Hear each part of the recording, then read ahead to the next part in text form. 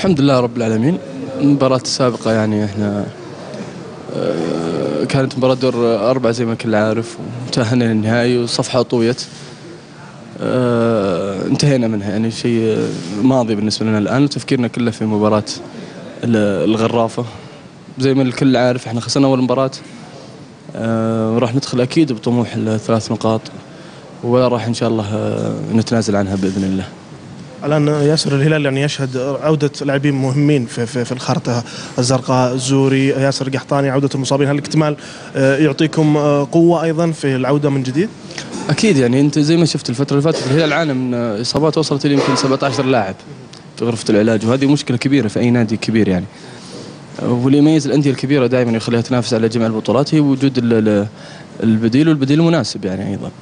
فالحمد لله رب العالمين، احنا ندل على أن الهلال مو بكبير، انه اكبر من الكبار، يعني انه قدر انه يستمر في هذه المنافسه، وقدر يحافظ على صدارته في الدوري ويصل نهائي ولي العهد.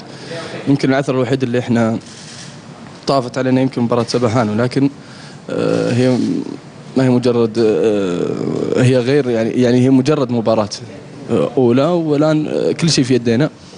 فريق الغرافه فريق كبير، فريق صعب بين ارضه وبين جمهوره. احنا متابعينه وشايفين مستواه يقدم مستويات كبيره، خصوصا حتى بلعيبته المتواجدين فيه سواء الجدد او السابقين، ولكن ان شاء الله نحن راح نعد لهم العده المناسبه باذن الله. محمد البكيري ويطلع اللقاء يقول لي ياخذ اللاعب احبه، لاعب موهوب. طبعا انا من المعجبين كثير بياسر القحطاني حقيقي. تتمناه ينتقل يلعب اوروبا يعني؟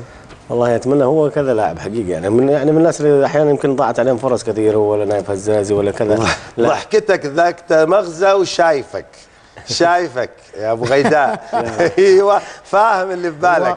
هو وده صراحه. اي وده. لا والله انا اتكلم بجد، يعني انا من المعجبين كثير بياسر، يعني انا قلت ياسر. أيوة اوروبا. لا قلت هو ونايف هزازي وكذا لاعب كانوا يستحقون يعني فعلا انهم يذهبون الى الخارج حقيقه. يعني انا ما اكره ان انا اشوف لاعب، لكن انا من المعجبين جدا بهذا اللاعب حقيقه، كلاعب على مستوى عالي جدا، واتمنى فعلا انه يعود الى مستوى يعني حقيقي. افضل مهاجم سعودي ممكن نقول؟ لا مو اقول انا افضل، لكن أفضل. يعني, لا يعني من افضل في المرحله الحاليه. يعني انا والله شوف، لا تاريخيا في يعني فطاحله. انا لو يعجبني يعني فطاحله كان، يعني هو لو نايف هزازي ومالك والسهلاوي حقيقه، ذول انا اعتبرهم واحد من افضل المهاجمين الان في الساحه الرياضيه. ان كان الاثنين طيب الشباب افضل من اللاعبين الخبره اللي هم يعني مالك وياسر الان. يعني تراجع مالك وياسر تراجعوا، لكن هم من افضل اللاعبين المهاريين المهاجمين، يجدون يمين شمال هيدر، جميع الامكانيات المهاريه عندهم عاليه جدا حقيقة. نطلع